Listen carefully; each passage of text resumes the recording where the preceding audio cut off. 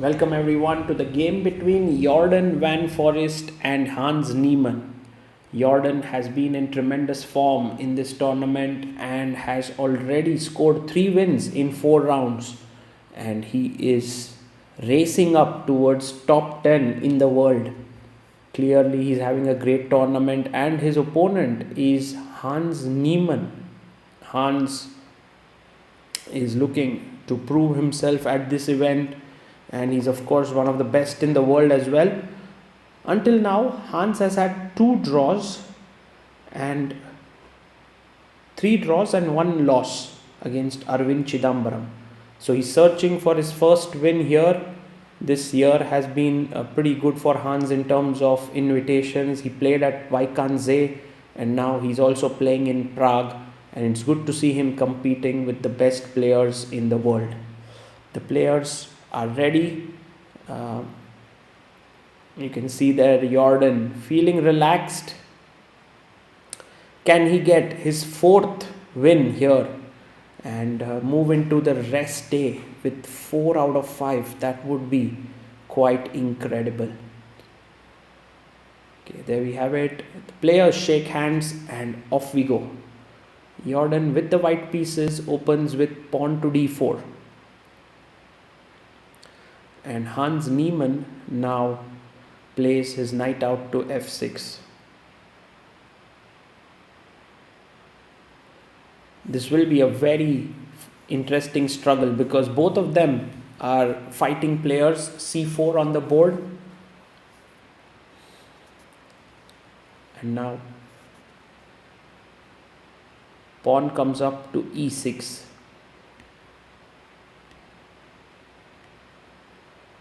We have knight to f3.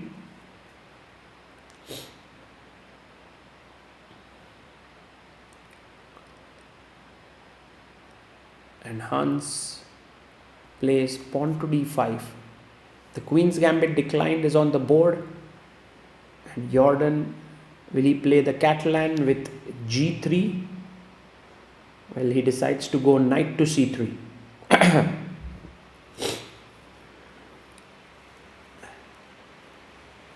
And Hans Niemann goes pawn to c5, striking in the center.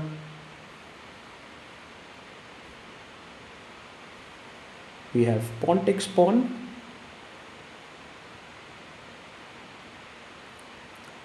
And he takes on d4, the line of the Tarrasch, where you have very drawish endgames. Could be played here. Queen d4.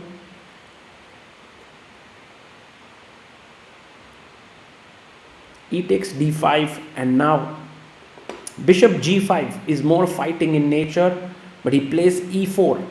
The old main line, like here, it's been analyzed to almost a death that this is a draw. D takes e4. You take the queen now. Queen takes d8. King takes. And knight to g5. Attacking f7 and e4. That's the plan. So plays knight to g5. And bishop e6 played, defending the pawn on f7. He goes pawn to a3. Now this move somehow stops bishop b4, but it does weaken the b3 square a bit. Knight comes out to d7.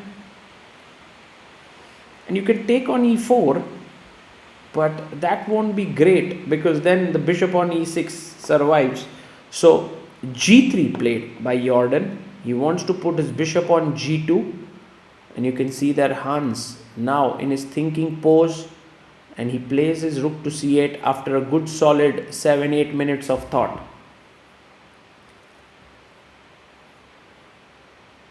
The bishop comes out to g2. Now attacking the e4 pawn. So the idea is to take on e6 and then take on e4, and Hans saves it by playing bishop c4. So it takes on e4, and now knight takes, bishop takes, Knight takes on e4.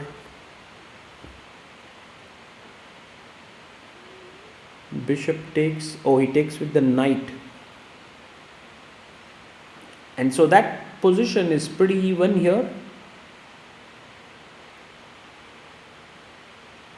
With a good idea being bishop e7 and rook e8. He goes bishop c5 even.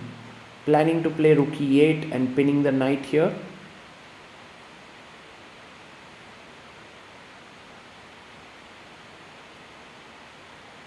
And he goes bishop to f4, eyeing these critical squares. If rook e8, we have long castle here. So he goes f5, a good move. And now knight takes c5. You take back with the knight, but you can also insert a check. And that's what he does. A check on the board.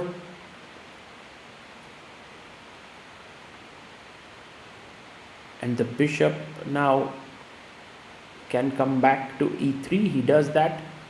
But knight takes c5. And if you notice this position,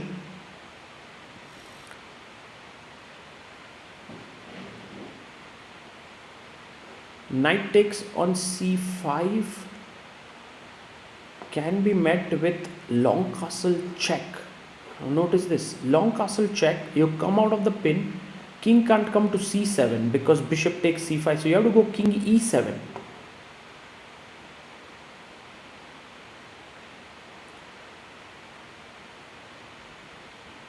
And he long castles. So there is a check here, but the rook is opposite the white king as well. So a lot of suddenly interesting stuff happening, and bishop d3, a mistake. He had to go king e7. And the position remains interesting, but it's around equal. But bishop d3, what a mistake. Hans is banking on the fact that after takes, check, the king has to anyway block the d file, and this is equal.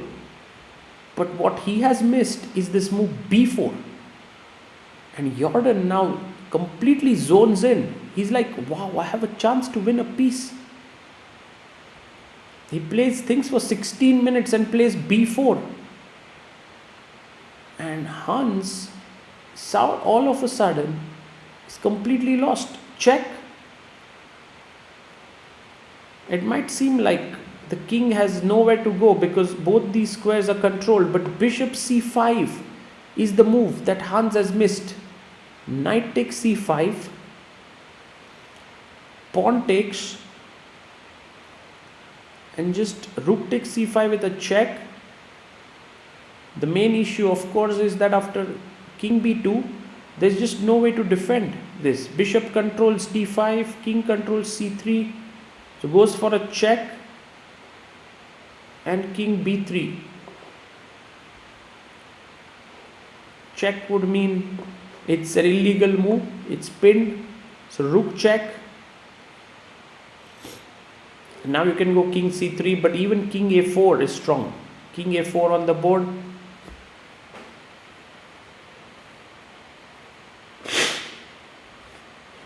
Rook comes to b2. I mean, he's hoping for some kind of a mating attack, but that doesn't exist. Rook takes d3 check, king e7,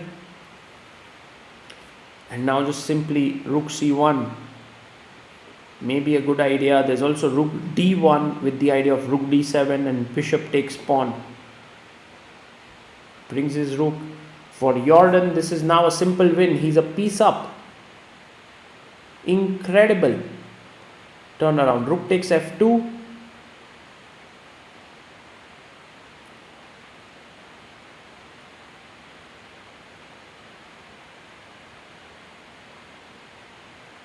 And now rook check.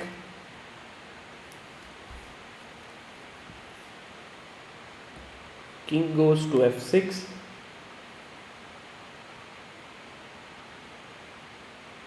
And bishop takes pawn on b7.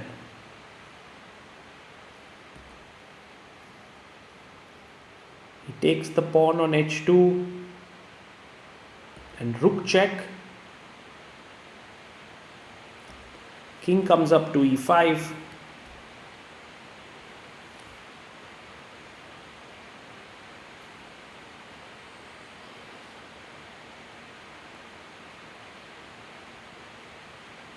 And now rook to a6. He's attacking the pawn on a7. Comes back, rook b6. Takes. ab. And just simply rook takes g7. You can take here the pawn. And well, Hans can resign here. But he's just playing on. Because white is not going to lose this a pawn. The king will take and the a pawn will rush down the board. Bishop comes back to c6.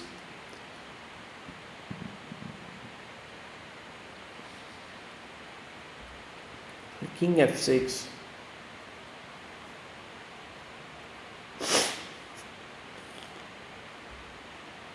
And he goes rook to b7. Rook h3. Maybe he'll win the pawn on g3. Rook takes b6. Rook g3. And now just bishop e8 followed by bishop h5, winning this pawn. If king g5, there is rook g6 check trading and winning this pawn. And you can see Hans Niemann is completely lost. He resigns. Jorden scores a very, very important and impressive win. It's his 4th win in this tournament. He's now leading. He's reached world number 11, 2-7-4-5. Incredible performance. And Hans Niemann, well, he could have held a draw there, but a blunder is never a good feeling.